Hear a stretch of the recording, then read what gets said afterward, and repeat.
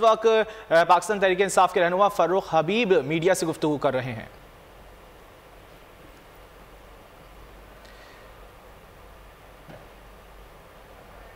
लेकिन ओआईसी का आज का इजलास एक अपनी अनोखी छाप छोड़ पाएगा। देखें, यकीनन आज मैं समझता हूँ इसके ऊपर भी बात होगी। अब तो अमेरिका के अंदर से आवाज़ें आना शुरू हुई। ये देखें कि उनका जो सेनेट है, उसके चेयरमैन और 8 सेनेटर्स ने दस्तखत करके जो सेक्रेटरी खारजा ब्लिंकन है, उनको जो है उन्होंने लेटर लिखा है कि उनके एसेट्स को जो है वो अनफ्रीज किया जाए, उनकी असिस्टेंस को जो है वो बहाल किया जाए। इससे पहले आपको इल्म में है कि जब अमेरिका वहाँ पर 20 साल रहा है तो वहाँ पर एड आती रही है, उससे उनका निज़ाम ज़िंदगी जो है वो चलता रहा है। जहाँ पर कोई मईशत का निज़ाम ना हो, जहाँ पर कोई सिस्टम डेवलप ना हुआ हो, हर चीज़ कोलैप्स हुई हो, वहाँ पर जो 4 करोड़ की आबादी है, उस आबादी को आप जो खुले आसमान के तले उनको बेयारो मददगार मुश्किलात के अंदर मरने के लिए छोड़ नहीं सकते। फिर आप क्या एक्सपेक्ट करते हैं?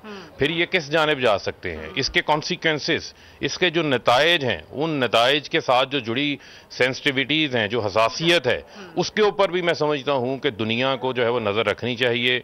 फिर ये कहते हैं जी अफगानिस्तान की सरजमीन जो है वो दहशतगर्दी के लिए इस्तेमाल हो गई। तो मैं ये समझता हूँ कि अगर उनको आपने वापस ज़िंदगी की तरफ लेकर आना है तो इंसानी बुनियादों के ऊपर जो है वो उनकी मदद जो है वो लाज़िम मलज़ूम है। और वो लोग जो कहते थे कि पाकिस्तान सफारती सतह के ऊपर तनहा हो गया, आज ये उनके लिए भी पैगाम है कि आज पाकिस्तान के अंदर, पाकिस्तान के दारुल हुकूमत इस्लामाबाद के अंदर जो रौनक लगी है, जो वज़राए खारजा आए हैं, ये मैं समझता हूँ कि एक पैगाम है कि पाकिस्तान खारजा सतह के ऊपर मौजूद है। Thank you so much, such strong message के बोलो जो समझते थे। वज़ीर मुमलिकत फर्रुख हबीब यही कह रहे थे कि सब्सक्राइब करें और बेल दबाएं ताकि कोई खबर रह न जाए।